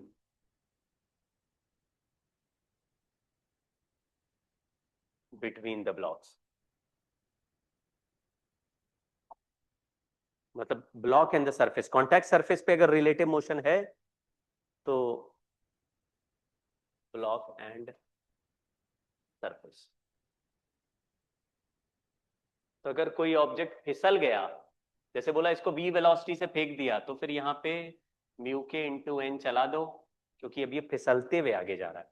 तो अगर दो ब्लॉक्स हैं एक के ऊपर एक, एक अलग स्पीड से चले दूसरा अलग स्पीड से चले, तो दोनों के बीच में रिलेटिव मोशन हो गया तो फिर काइनेटिक फ्रिक्शन फोर्स लगेगा। जैसे इंक्लाइंड प्लेन का एंगल ऑफ रिपोज से बड़ा कर दिया, तो ब्लॉक रखेंगे तो ये ब्लॉक अब बैलेंस नहीं रह सकता, अब ये फटाफट भागेगा, नीचे एक्सेलरेट करेगा। तो हम कहेंगे mg sin alpha, mg sin theta नीचे और म्यू mg cos थीटा ऊपर। ये mg cos थीटा हो गया, यहाँ पे नॉर्मल रिएक्शन हो गया। तो ये देखो friction mu into N directly लगा दिया, तो हमने लिख दिया mg sin थीटा यानी नीचे वाला force minus friction force equal to mass into acceleration. तो एक्सेलरेशन का value g sin theta minus mu cos theta ऐसे आ। तो मतलब क्वेश्चंस देख के आपको थोड़ा डिसाइड करना पड़ेगा कि फिसल रहा है तो पूरा फुल फ्रिक्शन लगा दो, या kinetic coefficient into normal reaction. फिसल गया तो यही लगाना है, और नहीं फिसला तो लिमिटिंग या लिमिटिंग से कम लगाना है। तो वो क्वेश्चन बाय क्वेश्चन डिसाइड करना पड़ेगा। कुछ क्वेश्चंस में अभी शुरुआत में बॉडी फिसलती नजर आएगी तो फिर ज्यादा चिंता नहीं करनी है। जैसे इस क्वेश्चन में बोल रहा है नहीं फिसल रहा, लेकिन क्वेश्चन में मैक्सिमम, जब भी ये maximum value minimum value just फिसल जाए, जस्ट रुका रहे, ऐसे केस में apply limiting friction, friction force and keep relative acceleration 0। ये भी इंपॉर्टेंट है कि जब ये फिसल नहीं रहा, इसका मतलब नीचे वाला जिस एक्सेलरेशन से चलेगा ऊपर वाला भी उसी एक्सेलरेशन से चलेगा। तो ट्राइंगल से बैठ के देखने पर ये रेस्ट पे दिखेगा। वही पूछा गया है कि स्टेशनरी दिखे, तो मैंने इसका एफबीडी बनाया फटाफट, क्योंकि ये खुद ए से चल रहा है तो सूडो फोर्स एमए लगा दिया, एक एमजी लगा दिया, एक नॉर्मल रिएक्शन लगा दिया। क्योंकि ये ऊपर फिसलने वाला है तो फ्रिक्शन नीचे लगा दिया। एमए का कंपोनेंट एमए कॉस थीटा लिख दिया, कॉस अल्फा। और दूसरा component perpendicular to surface M A sine alpha लिख दिया। एमजी का कंपोनेंट एमजी कॉस अल्फा लिख दिया, कॉस। एमजी का एक कंपोनेंट एमजी साइन अल्फा लिख दिया। तो नॉर्मल रिएक्शन इन दोनों को बैलेंस करेगा, तो n is equal to M A cos alpha M A sine alpha plus M ji cos alpha.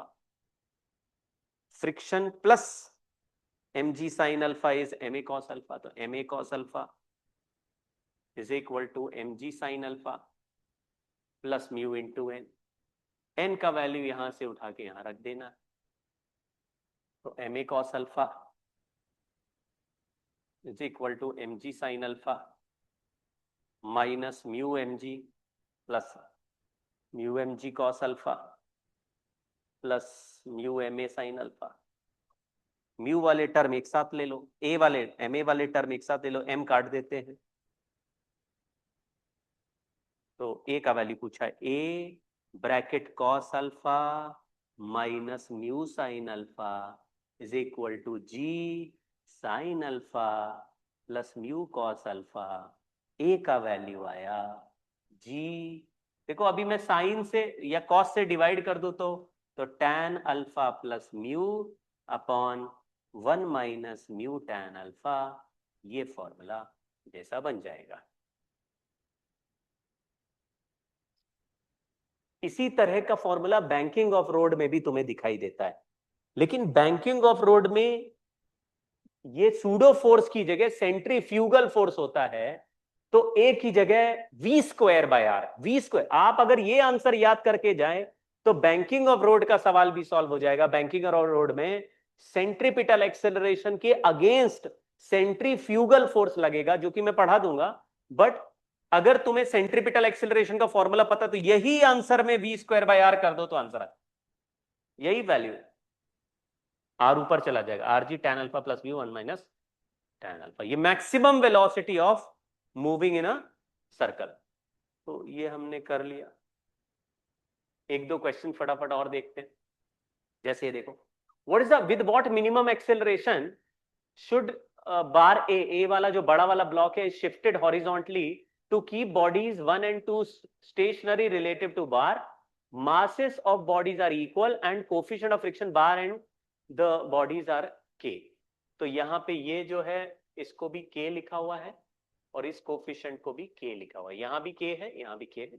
नीचे कोई फ्रिक्शन नहीं है, इसको हम a एक्सेलरेशन से चला रहे हैं और इसी के ऊपर बैठ के देख रहे हैं। ये जो बड़ा वाला ब्लॉक है इस पे बैठ के देख रहे हैं, तो मुझे ये भी रेस्ट पे दिख रहा है और मुझे ये भी रेस्ट पे दिख रहा है, क्योंकि otherwise this block has a tendency to move down and this block has a tendency to move forward. But हम ऐसा एक्सेलरेशन से चलाएंगे कि ये दोनों नहीं चले। अब इसमें दो चीजें हो सकती है। जब मैं ए को राइट में चलाऊंगा, मतलब ऐसे राइट में धक्का दूंगा, राइट में, तो सूडो फोर्स लेफ्ट में लगेगा। अब सूडो फोर्स ज्यादा लगेगा तो one block has a tendency to move पीछे एंड ब्लॉक टू ऊपर आ जाएगा। लेकिन अगर कम फ्रिक्शन लगाएंगे, मतलब कम सूडो फोर्स लगाएंगे, तो टू नीचे चलना चाहेगा। तो देर आर टू पॉसिबिलिटी। एक पॉसिबिलिटी में मैक्सिमम एक्सेलरेशन पूछा जाए तो वन पीछे और टू ऊपर जाएगा, और minimum acceleration to avoid slipping पूछा जाए तो टू नीचे और वन आगे जाएगा। क्वेश्चन पढ़ लेते हैं, वही पूछा लग रहा है पॉसिबल केसेस, या फिर ऐसे विद व्हाट मिनिमम एक्सेलरेशन बोल रहा है। मिनिमम एक्सेलरेशन बताओ जिससे कि स्लिपिंग ना हो, तो जो टेंडेंसी है वही बस अवॉइड करनी है। तो two block has a tendency, natural tendency to go down, क्योंकि एमजी नीचे खींच रहा है, तो हमको बस उसको रोकना है, हम उसको उल्टा नहीं भगाना है। मैक्सिमम एक्सेलरेशन लिखा होता तो फिर मैं इतना ज्यादा सूडो फोर्स लगाऊंगा कि वन ब्लॉक पीछे चलने लगे और टू ब्लॉक उसके धागे से ऊपर खिसके। तो अभी क्योंकि मिनिमम एक्सेलरेशन पूछा है तो नेचुरल टेंडेंसी अवॉइड करेंगे। तो block two has one force mg नीचे, टेंशन टी ऊपर, नॉर्मल रिएक्शन n1 नीचे, और सूडो फोर्स पीछे। इसको सूडो फोर्स को लिख दिया ma। अभी ये चल नहीं रहा, रिलेटिव एक्सेलरेशन जीरो है क्योंकि मैंने सूडो फोर्स लगा दिया, तो यहां पे फ्रिक्शन लगा दिया म्यू या k इंटू n1। तो हमारा इक्वेशन बना t plus K n1 is equal to mg and n1 is equal to ma। यहां पे रख देते हैं, तो t plus K ma is mg। ये सेकंड वाले ब्लॉक एफबीडी है। फर्स्ट वाले ब्लॉक एफबीडी बना दो। फर्स्ट वाला ब्लॉक देखो जो ऊपर रखा है, इसमें mg किधर लगेगा, तुमने बोला ये नीचे लगेगा। नॉर्मल रिएक्शन किधर लगेगा, ये नॉर्मल रिएक्शन ऊपर लगेगा। टेंशन आगे लगेगा। सूडो फोर्स किधर लगेगा, पीछे लगेगा। लेकिन इसकी टेंडेंसी किधर चलने की, आगे, तो फ्रिक्शन फोर्स पीछे लगा देंगे, k इंटू n2 लिख देंगे। तो इसमें इक्वेशन बना n2 is equal to mg, क्योंकि ये भी रेस्ट पे दिख रहा है, तो t is equal to ma plus K n2 की जगह लिख दिया mg, तो t is equal to ma plus K mg। जबकि यहां पे t का वैल्यू आ रहा है mg माइनस के ma is ma plus K mg। अभी ma इधर और mg इधर ले जाओ तो आया a का वैल्यू, m कैंसिल कर देते हैं, 1 माइनस के जी अपॉन 1 प्लस के। ये तो आया मिनिमम एक्सेलरेशन। और अगर मैक्सिमम एक्सेलरेशन पूछा तो ऊपर प्लस और नीचे माइनस हो जाएगा, क्योंकि फ्रिक्शन दोनों जगह डायरेक्शन पलट जाएगा, तो के की जगह माइनस के कर देंगे। तो अब देखो, अगर क्वेश्चन में सूडो फोर्स हमें लगाना है तो हमें उसके रिलेटिव देखना पड़ेगा जिस ऑब्जेक्ट पे हम बैठ रहे हैं, ठीक है ना। चलो भाई, अब रखते हैं। नमस्कार। इसके नोट्स भेजूंगा और रिकॉर्डिंग भी भेज दूंगा। पिछले क्लास में रिकॉर्डिंग मैंने बहुत देर में भेजी, आज ही भेजी, मुझे भूल ही गया था। तुम लोग थोड़ा कभी ऐसे मिस कर जाऊं तो याद दिला सकते हो, मतलब ऐसा कुछ टेंशन नहीं लो, ठीक है। एक मैसेज भी डालोगे तो हो जाएगा काम। और वो जो एक असाइनमेंट भेजा है उसको एक बार ट्राई करो तुम लोग, अगर तुम्हारे पास टाइम बचे तो। और नहीं बच रहा होमवर्क, उसका ही कोचिंग का बहुत ज़्यादा चल रहा है, तो उसमें मेरी मदद लो। उनमें से जो क्वेश्चंस तुमसे नहीं हो रहे हैं वो फटफट मुझसे पूछ के ख़त्म करो। फोटो खींच के भी भेजोगे तो मैं हेल्प कर पाऊंगा। और अगर तुम्हारे पास वहाँ का, तुम्हारी कोचिंग का होमवर्क आसानी से हो जा रहा है and you have time left, तो मैंने जो असाइनमेंट भेजा उसके क्वेश्चन ज़रूर कर लो, क्योंकि इसमें बहुत अच्छे क्वेश्चन हैं। उस लेवल का सवाल जेई एडवांस में तुम्हें दिखेगा mostly. Okay. Thank you sir.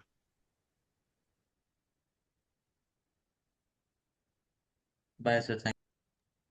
Bye sir, thank you sir.